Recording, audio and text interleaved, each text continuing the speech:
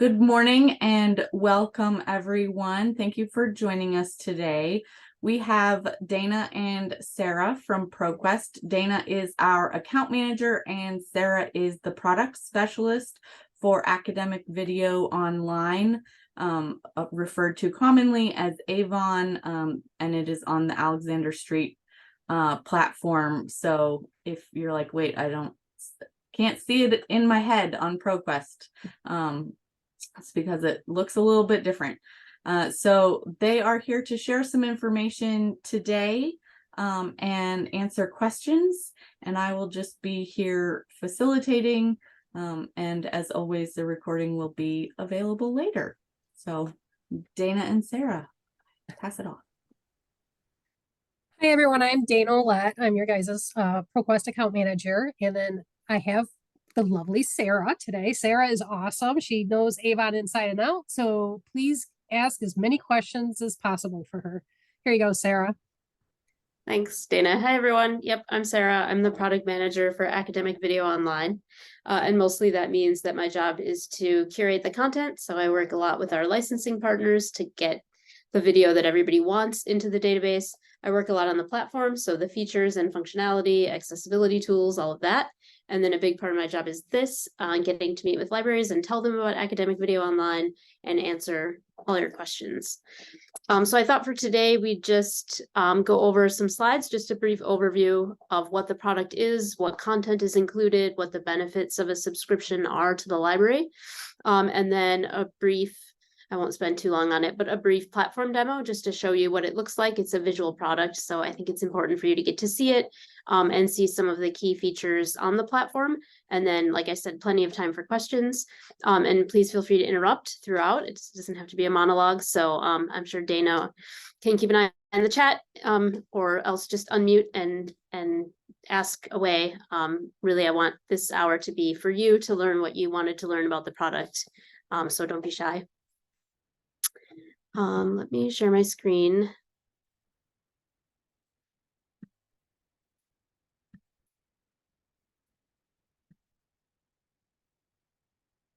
And I hope you're seeing the slideshow. Yep, okay.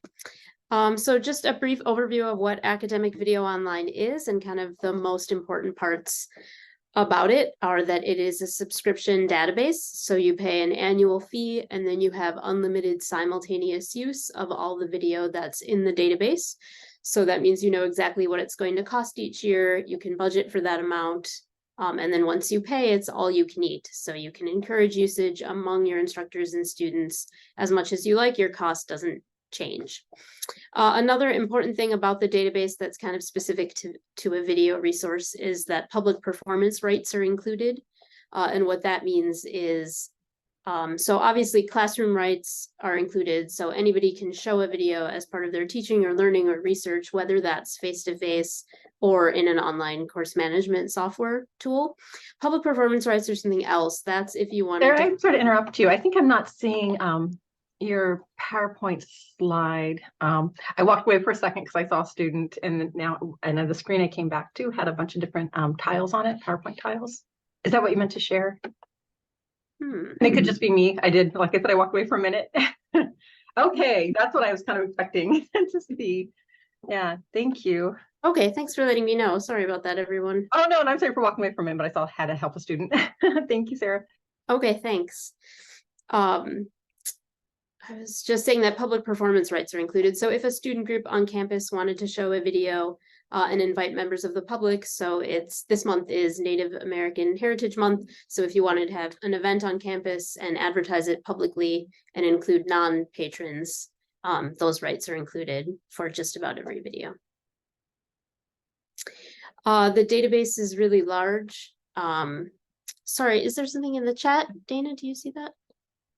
Oh, it was just someone letting me know that you couldn't see the slides. Yeah, Sorry. that's it. Got it. Okay, sorry. So the database is really large. To say, hey. The database is about 80,000 videos and growing all the time. We like to say it's everything from anthropology to zoology. It's twice the size of other video solutions on the market. And like I said, constantly growing. We add something like 3,000 videos or so a year. And the goal of adding all that content is mostly by faculty request. So we're very responsive to librarians telling us, hi, a faculty member, let me know their wish list for the upcoming semester. Can you get any of these 10 films? And then we really make it a priority to try and go out and license those. It's not a promise. We can't always license everything that somebody is requesting. Sometimes things are exclusive to someone else, or rights just aren't available, or it's, it's fallen into obscurity and there is no current rights holder. But we certainly have a pretty good success rate, especially when it's a partner that we've already worked with, places like PBS or the BBC or A&E. And it's a great way that we learn about what faculty want to be teaching with and what we should be curating next into the database. I think if you told 10 different instructors or instructional designers on campus that you have a new streaming video resource, they would have 10 different ideas of what streaming video means and what video they want to use in their teaching. And so we really built the database to be comprehensive and to include lots of different types of video to support lots of different types of teaching and learning. So you can see some of that represented on this slide. We have a lot of news and TV programming that was definitely created for different audiences, especially from partners like CBS and PBS and CNN and the History Channel. But classroom use is incredibly popular of that content, and it really lends itself incredibly well to teaching, classroom teaching.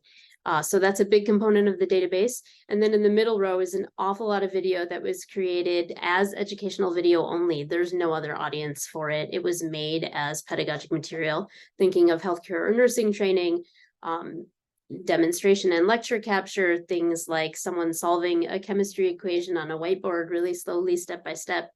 There's no home consumer use for that content. So we work with a big variety of partners that support lots of different styles of video.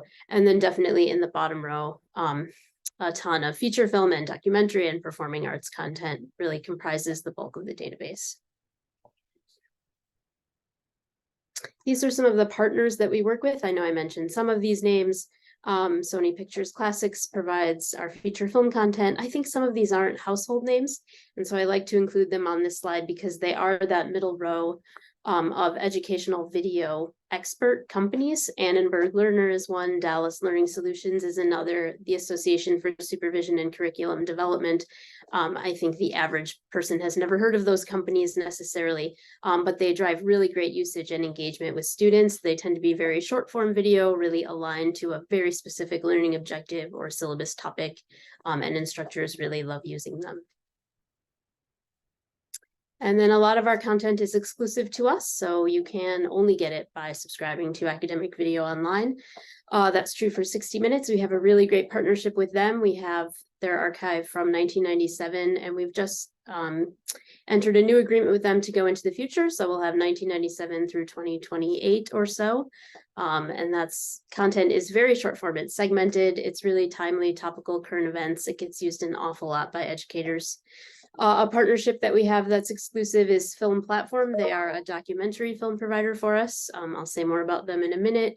The BBC Landmark is their name for their natural science productions. So the things like Planet Earth and Blue Planet, really great earth science, environmental science, sustainability, all the stuff that's narrated by Sir David Attenborough, essentially. And then on the right hand in that bulleted list, an awful lot of social science and humanities content, anthropology, sociology, psychology, Black studies, American history. This slide is a really big eye chart, and I'm sorry that there's so much text, but the goal was to really illustrate how much we curate on themes of diversity, equity, and inclusion, and we believe pretty passionately that this should be part of an aggregated resource. You shouldn't have to pay extra for a different product or solution to carry this content. This is a big part of how we curate. I know it was mentioned that this product comes from Alexander Street, and the mission statement of Alexander Street when it was founded and still is today is making silent voices heard. And it's a pretty big passion point that we continue to add film on these topics. And I'm really pleased to say that the last several years, it's not hard to find film on these topics. Lots and lots of film, both documentary and television programming, is being produced by and about people who have historically been underrepresented, and we're pretty proud to say that the database has more video than could possibly fit on this slide on these themes. I'm going to highlight just for a minute some of the partners that I think your instructors are most familiar with and are probably asking for all the time. PBS is at the very top of that list for us. And we have a really excellent partnership with them. We have more than 1,600 of their titles and growing. We add about 200 new programs by PBS every year. And I'm pleased to say that there's not really the concept of an embargo from the time something broadcasts. We usually have it in the database pretty quickly thereafter, sometimes in the same month.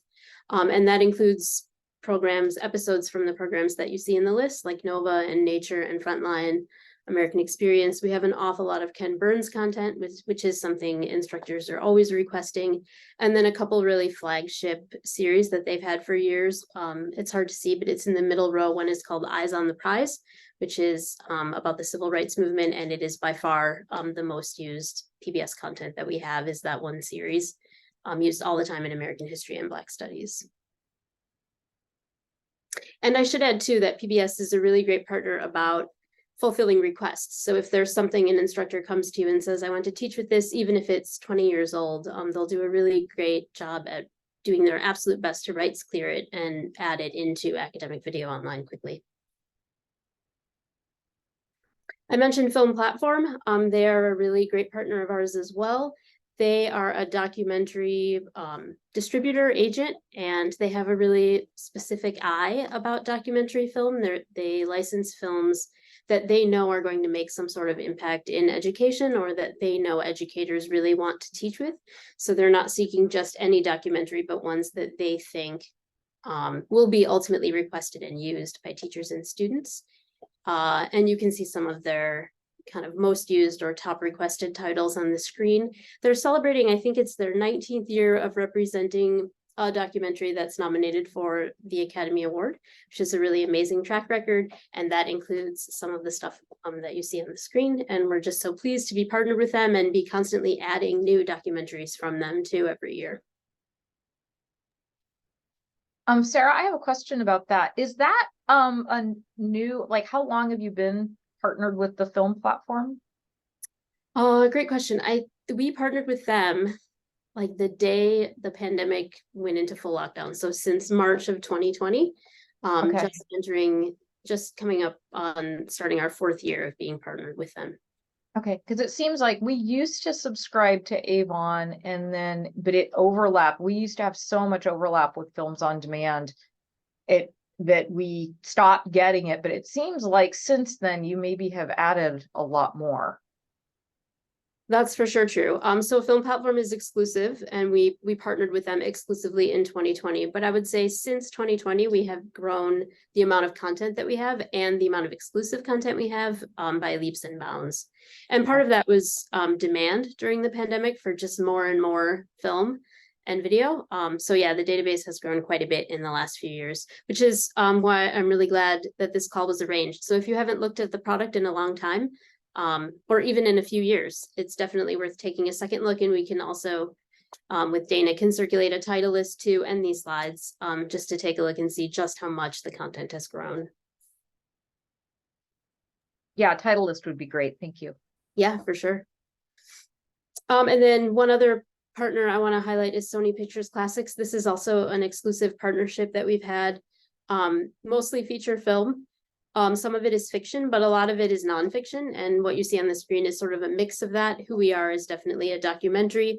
And then films like Persepolis sort of blur the line between fiction and nonfiction in a really great way.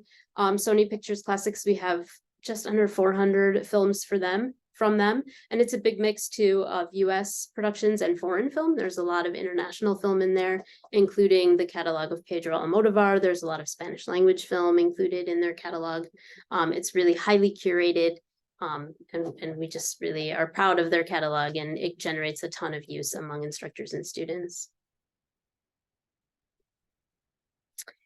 I'm going to switch gears from the content for a second and just talk a little bit about the subscription itself and sort of the mechanics and benefits of what the subscription gets you.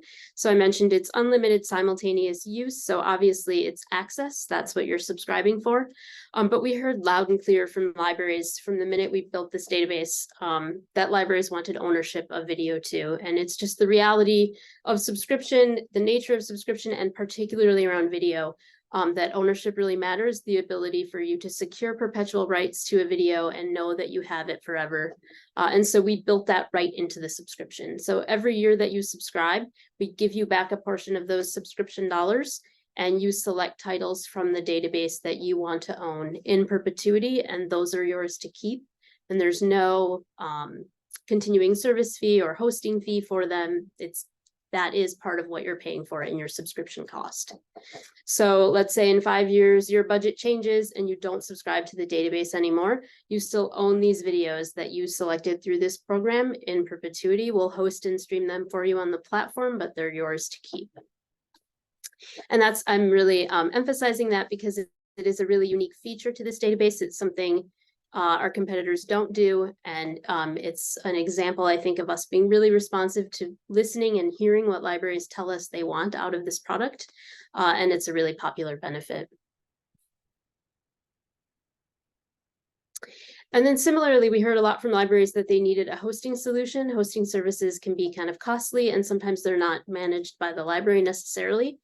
So we're pleased to offer this as a free service to anyone subscribing to the database. You're welcome to upload any amount of content that you want. It's unlimited right through our admin portal. And then that content sits on the platform alongside academic video online, if it's video. And then your patrons have access to it. And it's a free hosting and streaming solution. We do support, you can upload other things that aren't video. So if you have text or images and you want to upload that, you can too. The primary use case for this, I'll say though, is video, and that can be video that you've licensed from a different provider who doesn't have a streaming platform. It could be DVDs in your library that you decide to digitize and upload. It could be lecture capture, student performances, but it's just an unlimited free service as long as you're subscribing. So that's the space is unlimited? Mm-hmm. Huh, okay, thanks. Yeah. I'm going to talk just for a second about accessibility, and I'll show this when I do the demo. But we take accessibility quite seriously. This is a media resource, and it should be available to all users, all learners. So we have a number of accessibility tools. One is searchable scrolling transcripts and on-screen captions. That is for the hearing impaired. We have an up-to-date accessibility statement with a AA rating. And we're compatible with an awful lot of accessibility tools, including screen readers like JAWS and NVDA, but also the platform supports voice navigation or keyboard navigation, and just a number of other assistive technologies that don't fit on this slide. And then I mentioned the transcripts and captions for the hearing impaired. We also have audio described video for the visually impaired, which is a newer feature of the last maybe year or two that we've begun offering this. So this is for the visually impaired. It's an audio track that plays alongside the video, so that if you couldn't see clearly what's happening on the screen, you could rely solely on the audio track to describe it for you. And we have this for a number of our video now. I think we have something like 80 videos with audio description, and it's a remediation service. So if a learner needs an accommodation, you let us know, and we will add the audio description at no charge to that video. And then we're constantly growing the library of audio described video that we have.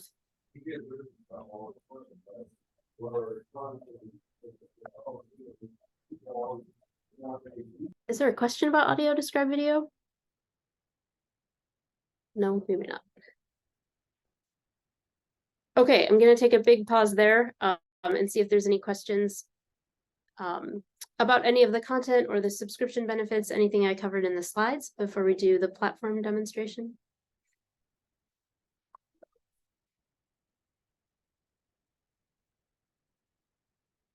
Okay, then I'm going to share my screen again, I hope successfully.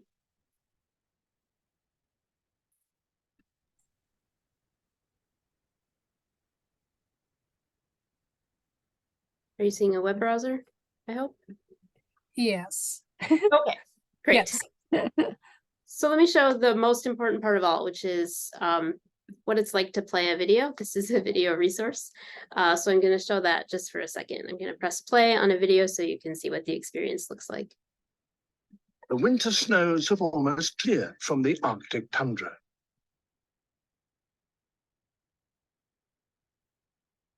Okay, so hopefully even just for a few seconds, you could see what the video player is like.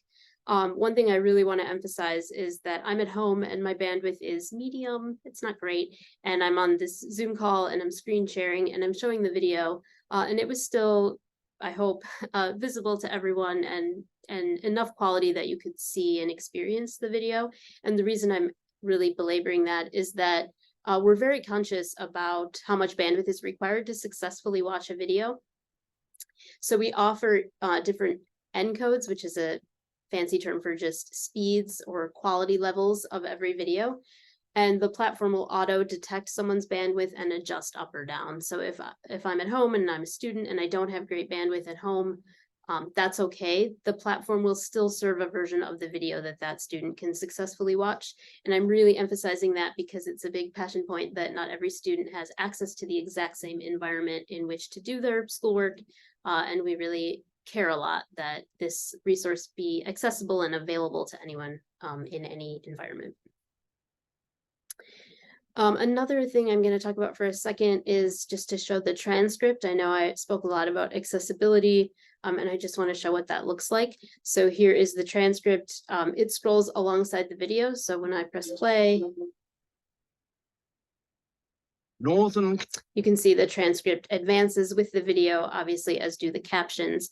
One thing about the transcript that's a really neat feature is that it's searchable and interactive. So if I search for a keyword, I can see how many times that is in the video, and then I can jump right to that spot.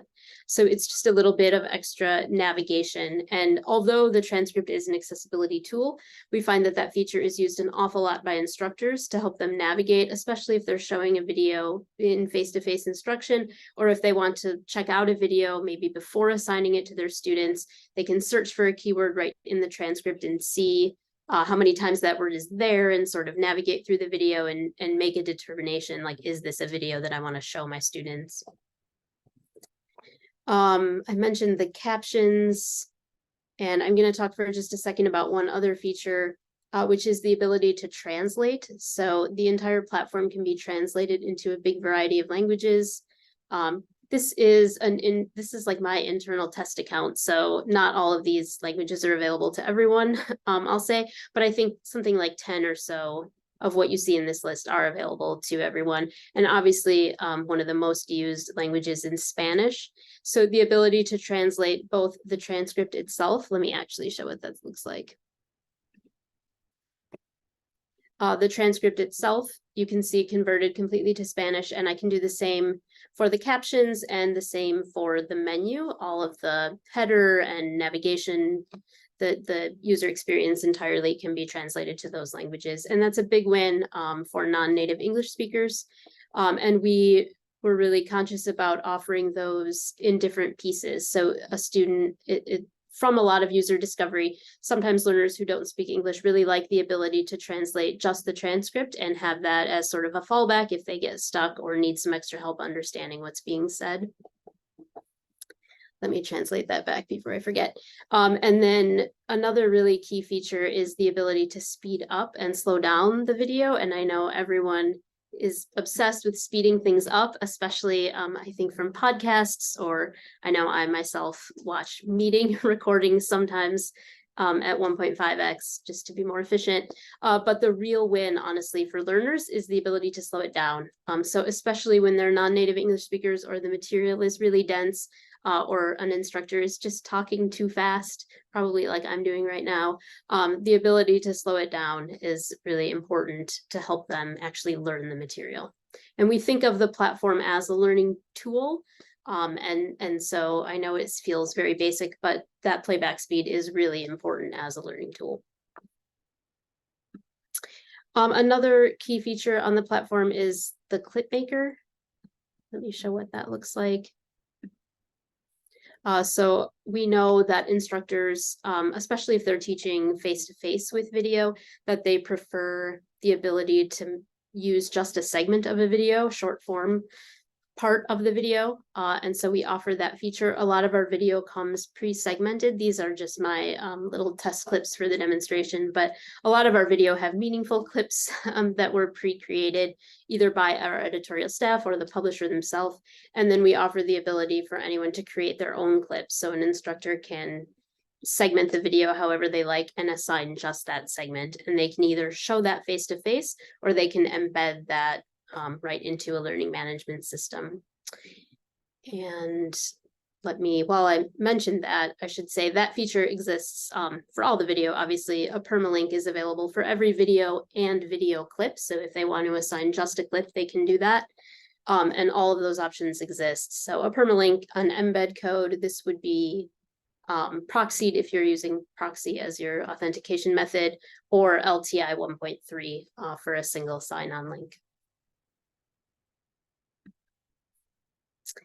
And then I'm gonna just mention a couple other features here in the tray. One is a citation. So we have a citation manager that's powered by RefWorks, and I emphasize, and it has a bunch of different citation styles in there. And I emphasize that because we know that students don't always tend to think of video as like a piece of scholarly material, but we are gently reminding them that even though video is engaging and it's fun to do your homework when your homework is watch this video, but it is a piece of learning material, then you should be citing it if you're using it in a paper or presentation, and you should be thinking of this experience as schoolwork. And then I'm going to talk just for 1 second about one other feature that we added just this year. It's brand new. We added it right at the end of the spring semester. So we haven't yet even had it for a full semester, but that's the ability to create what we call interactions into a video. And again, we know that when instructors are teaching with video, either face-to-face or in a learning management system, there's always something that they're asking their students to do. So like, watch this video and then answer this question, or watch this video and reflect on X. And so we went a step forward with the database and kind of built that feature right into the platform itself, so that instructors can embed questions or discussion prompts or annotations into a video if they want. And when they assign that video to their students will see those questions while they consume the video. So let me show what that looks like. So this is one that an instructor added questions throughout, and I'm going to press play and you can see what it looks like. Hi, So right before the video starts, in this particular example, the instructor added a pre-assessment. So when the student presses play, this question appears on the screen that they have to interact with before they can move on. And once they start typing something, they can submit that and then press play again. But the goal of the pre-assessment is to sort of remind the student, like, now you're beginning active learning. Now it's time to kind of lean in and settle into the video and be paying attention. And I think a pre-assessment is really great because students, well, everyone has a lot of learned behavior about watching a video. And it's sometimes when someone presses play, the impulse is to be looking at your phone or immediately multitasking. And so I like the pre-assessment as like a pop-up reminder that this is a learning activity. And that's just one example of what can be embedded into the video. Lots of other examples exist. It could be a multiple choice question. I think a discussion prompt is one of the more popular ones that people use, particularly in documentary film or feature film or TV programming. After a scene to pose a discussion prompt and get a cohort engaging with one another in their responses. Let me see if I can fast forward and show just one. Hi, I'm Thomas Frank. This is Crash. Quick example of a type of interaction. Directed attention fatigue. This is part of what causes you to become more and more distracted and less able to focus on your work as time goes by. Now, apologies, I thought there was one more right at that button. anxiety, exercise, and let me see if I can generate one right at the end. But there are lots of different options of what's possible with this tool, and we encourage, and if you're undergoing a trial, the feature is active for you. You can check it out there. We have lots of pre-made materials to help librarians and faculty get started with it, and we're pretty excited to be offering this for the first time. Is there something in the chat? I'm Yeah, just Carly wrote, I appreciate how similar the platform is to YouTube that students are likely to be familiar with. Oh, cool. Yeah, I'm glad to hear you say that. Let me stop sharing this screen and show something else one second. That is a bit of what we're going for, is kind of the look and feel of familiar consumer platforms that are comfortable to students. We want them to feel like they know what to do when they get to the platform, they know how to use it. A lot of what's in the player tray, so the 10-second fast forward and rewind and the volume and stuff, should all be very familiar. And then other things like the citation, we hope they'll kind of hover and discover on. And we're trying to send those like subtle signals that it is comfortable, familiar, you know what to do when you're at a video player, but this is an academic tool. And you should be using it that way too.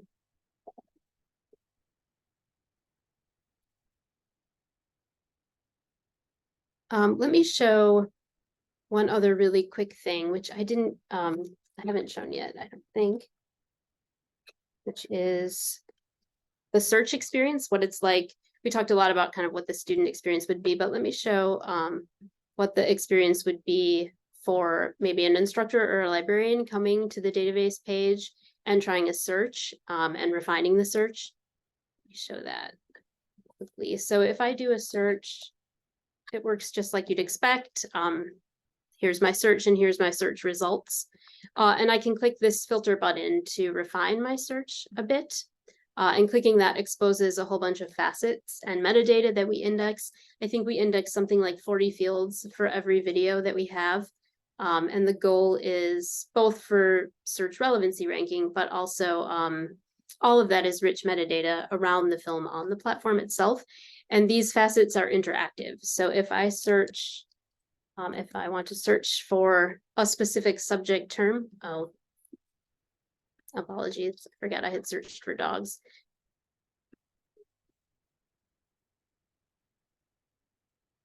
But if I want to almost like browse the video by subject or publisher, I can do that. And if I search for a key term and spell it correctly, I can see here's anthropology as our subject heading term, and then a bunch of nested terms underneath that will be recommended. And so this is a great way almost for an instructor to browse our controlled vocabulary and kind of narrow what it is they're after.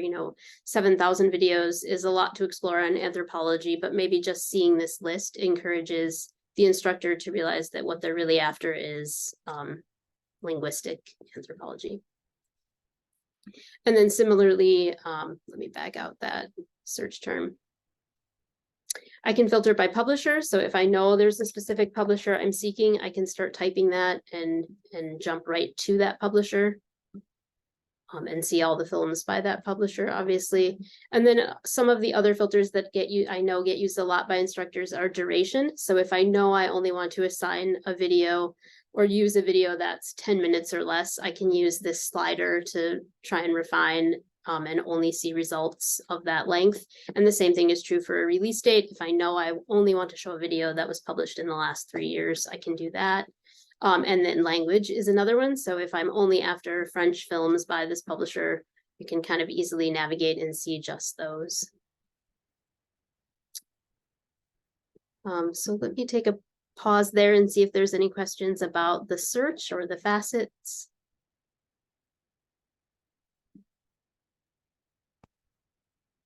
Okay, then I'm gonna switch gears and show one last thing.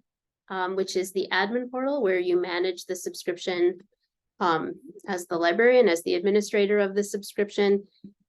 There's a whole lot happening in the admin portal, so I thought I'd spend just a second or two and show you what it is. One is the build by choice management tool. So if you subscribe, I mentioned you have perpetual ownership credits each year, and you make those selections right in the admin portal. And I'm just going to really quickly show what that tool looks like. And we put a lot of emphasis on providing usage statistics inside the selection tool. We know that a lot of libraries tend to use that as a guide around what it is they're going to select for ownership. And I just want to quickly show how that looks in the admin portal.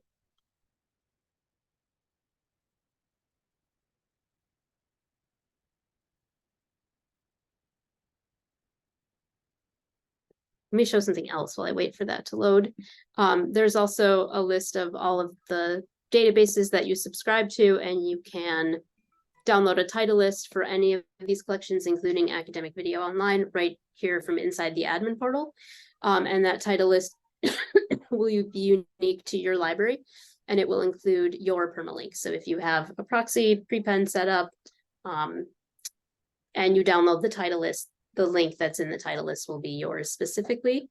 The list is probably best used in Excel, but you can also search inside this admin tool by title or publisher, or however you like, as a form of management. And let me show a couple other things. We have MARC records for all of the videos in Academic Video Online. If you manage MARC manually, you can do that through the admin portal and download MARC records monthly or however often you like. But obviously we do also have discovery feeds for the database, and we work with Ex Libris, OCLC, WMS, EBSCO, EDS, I think maybe one or two others, but discovery files get updated every single week because we're adding content so continuously. So we work really hard to keep that discovery file as current as possible and to work with as many vendors as possible. This is that build by choice selection tool. Again, this is just my test account, but it's showing me that I have 20 titles remaining. I can see I've purchased some already. I can see the list of titles by usage. I can sort, I can export this list. We really want this to be as user-friendly as possible, and we know it's just a really important benefit for libraries, so we want the tool to be as useful as it can be. I'm going to show, this is the upload form for the media hosting service. So if you have content that you want to upload through us, it's done really on this very simple form with just a handful of required fields. And then you upload a file and it's available on the platform. Usually, it depends, but usually same day. Maximum 2 business days. And I'm going to show one or two very last things. One is statistics. So obviously we have counter 4 and counter 5, which are I think pretty standard, but then we have some usage statistics that we manage ourselves. We call these user engagement statistics. And the point is for you to get just a little bit of a deeper look at how instructors and students are actually using the content.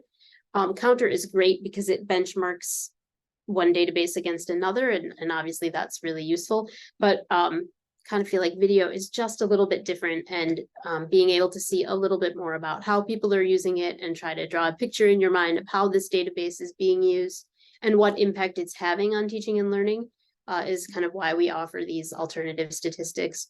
One is a referrer. So for most libraries, the top referrer will end up being either a learning management system or your discovery layer.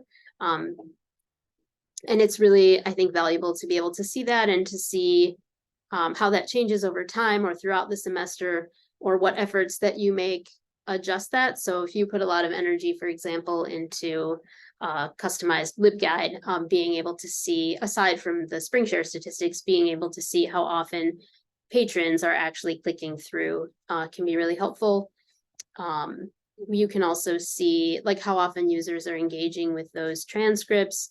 When I know I keep saying that, this is my test account, so this data is not that meaningful, but when users are on or off campus, a lot of things like what browsers and devices and time of day they're accessing this video.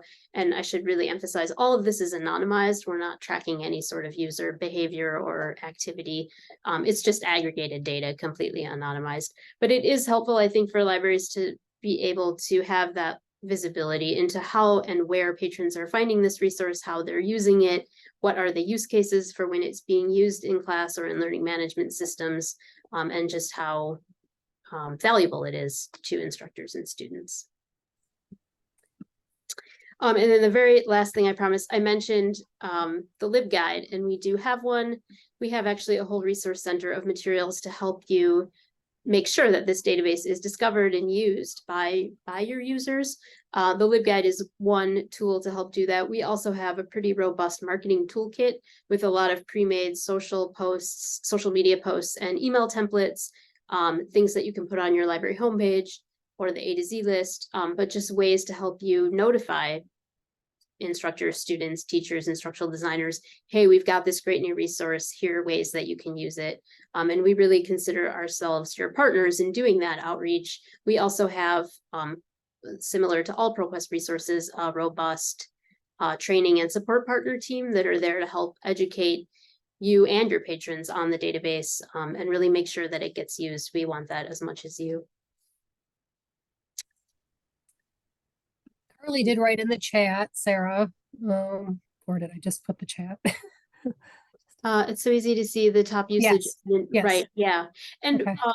I'll say about the Build by Choice program that usage is definitely the most popular way that libraries choose the titles they want to own, but it's not the only one. So I'll give some other examples of how I know libraries use the program. One is a new degree program that you have on campus, and you want to do some collection development and support that program, but you don't want to, or maybe you don't have budget necessarily to spend. Build by Choice is a great way to do that because you've already paid essentially for those titles. That's one way. But another really common way is, hey, PBS has announced that these 10 films aren't going to be available past this year, and we're going to have to remove them from the subscription. So being able to use Build by Choice to secure perpetual access to things that you know are important to instructors or important to your collection development is another really great way to use the program.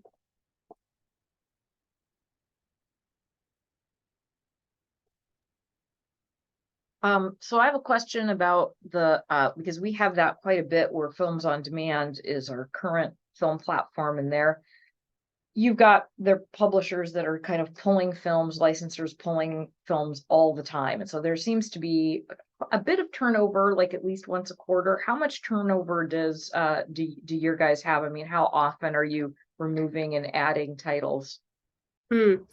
Well, adding titles constantly. So every week, pretty much we're adding something. But removing titles, we try very hard to only do in between semesters. So July-ish and like late December, the first week of January is what we aim for. And we give lots of advance notice. So about 6-8 weeks out, we send an email and newsletters, and we probably over communicate it. The following titles are going to be removed from the subscription in 2 months from now. And don't forget to use your Build by Choice credits to secure anything that you want to keep. We work really hard to minimize that. Like we don't want to be removing titles. We want the content to be as stable as possible. But just like Films on Demand, I'm sure we have publisher partners and sometimes they don't renew the rights to content, and so it has to get removed. There's just no way around it. But we try and minimize that impact as much as possible, and Build by Choice is one way we do that, and the other is by trying really hard to keep that to just those two months of the year.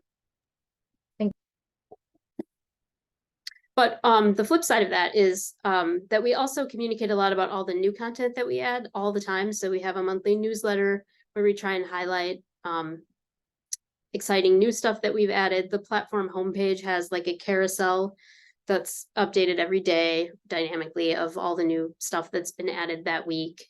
We try and keep the LibGuide, updated every couple months or so to show off some of the new stuff. So that's the more exciting part about having a dynamic subscription.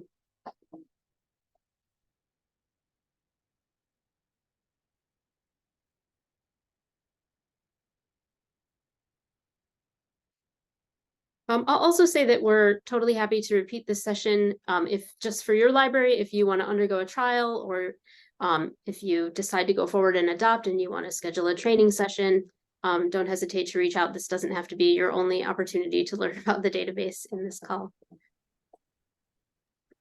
Well, and I have already assisted a few people in doing some title analysis because, as we know, like streaming content is not always easy to match up. And even though we can do, like automated content overlap analysis in Alma, it's not particularly accurate.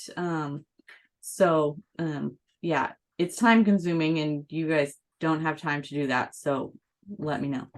Same. Well, I'm very familiar with this problem, and yes, we are totally happy to do that. So if you have a title list or your own usage from a different provider and you'd love to know which of these titles are present in Academic Video Online, we can totally do that for you. I actually really recommend that as a very effective way to see exactly what you're using and what you could be getting from academic video online.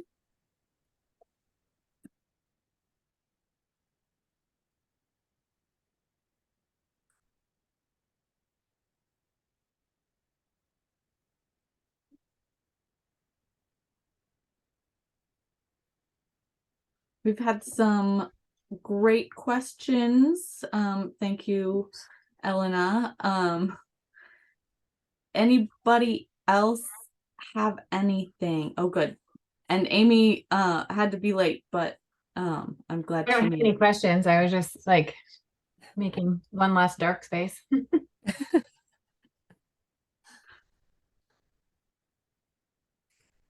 And then you guys want me to send you a title list? I can send you the lib guide too, if you want to see that. Is there anything else you guys would want from me at all?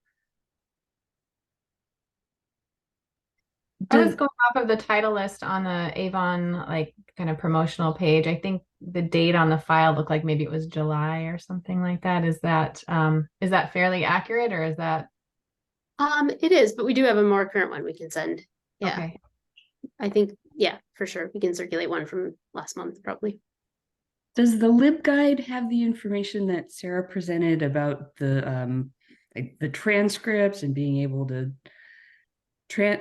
have the translations of the transcripts and the audio description on demand and like basically the accessibility portions? Because I'm Yeah, I already don't, subscribed to Avon, but that information, I don't know how much people know about that part of the service and the ability to do the clips and the the little mini quiz, whatever those things are. Interactions. Thank you. okay, yeah. We'll see. If it's not in the LibGuide, we can either A, make sure it gets there, or B, circulate a small deck or something that covers a lot of what I showed in the platform itself. I came in late, and so I apologize. These are probably already answered, but obviously you have captions. But Kirsty, you might have just mentioned this: the descriptions, the audio descriptions of what's. I think Yeah. that you just mentioned that you guys have that, and then also I think I saw online public performance rights limited. Yes, I'll answer the accessibility part first. So we do have audio description. We have it for a select number of titles right now. I think we have about 80 or so. And then we have an on-demand service. So if you want audio description for something, you let us know and we'll add it at no charge. And we're And that's about a 2-week. From what I remember, you require about a 2-week lead time. Yeah, if possible. We know sometimes instructors don't give you 2 weeks notice, but if we could have that notice, it's certainly a lot better for us and more realistic. And I was going to say that I'm happy that audio description is getting more popular and that you're familiar with it. And we keep leaning on more and more of our partners to provide more and more of it. It's definitely an area we're investing in. And then the other question, public performance rights. Yes, we do. There's one publisher that's accepted out of that policy, but otherwise every other video comes with limited PPR. And the ones that don't have it, is that indicated on there, or it's indicated for all of them but that? We don't indicate it on the platform itself.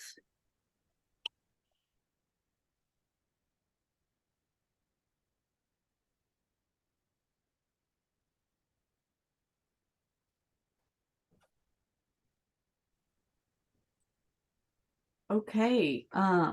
Great questions. I'm glad that you were a little late, Amy, and we could kind of revisit the accessibility stuff.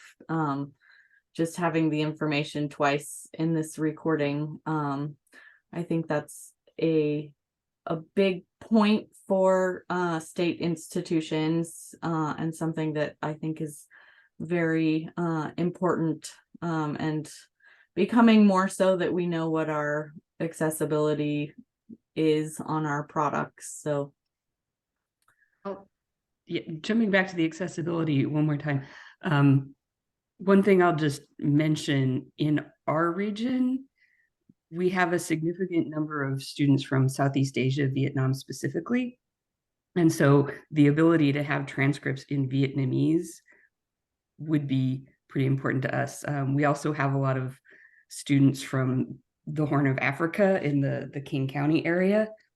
And I know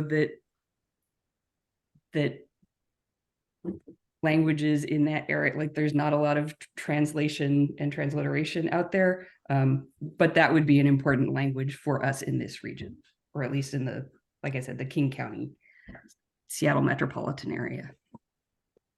Oh, that's really, thank you for sharing that. We're always looking to add more languages, so I'm really glad you shared that. We'll look at that.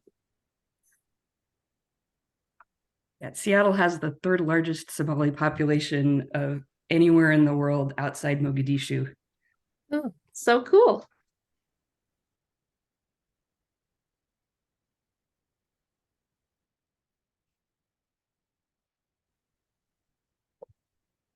Okay, well, it is 10:55, and if Dana gets me as soon as she gets me the title lists and the LibGuide links and everything else, I will send a message out to the group along with Sarah and Dana's contact information, so that if you have questions, you can contact them. Dana and I have worked on a quote for subscription, and like we don't have a big everybody like all in package in the works, because WACTCLC just isn't quite there yet. I'm working on it, so if you're interested, you can work with Dana, and I always love to know when folks are signing up for new content, just so I can help support you get it going. But For sure. Thank you, Carly, for having us. yeah, thanks for coming. I think we have survived the start of the term, and now we're kind of like already peering at the vacation days coming at the end of the month, and then in December. Yes, Mugs, the poster behind me is the old Orlando Bloom Reed poster. ALA store was doing clearance, so I got myself one. At first I thought it was Doogie Howser. And then I thought, no, wait, I think it's Orlando Bloom, but it's out of focus. So thank you. Yeah. Okay, well, I'm going to stop recording